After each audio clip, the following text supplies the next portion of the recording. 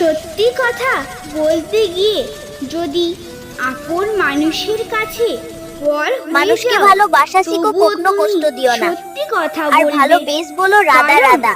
কারো কাছে পর হলো সৃষ্টিকর্তার কাছে হবে না। তুমি তার সব থেকে প্রিয় মানুষ হয়ে উঠবে।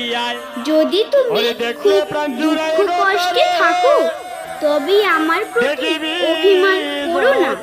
তখন বুঝে নিও তোমার পাপ ক্ষয় হচ্ছে। তুমি আমার খুব কাছে আসতে চলেছ।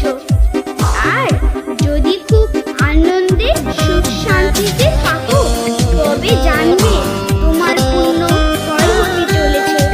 তাই তো সকলকে বলি ভগবানের প্রতি मंदिर বিশ্বাস ज्यादा রাখুন। एउटा उनी कुरा সকলকে मागे भगवान দুঃখ, কষ্ট, सीता দরিদ্রতা থেকে उनकै महिमा রক্ষা করবেন। सुन्न पाऊँ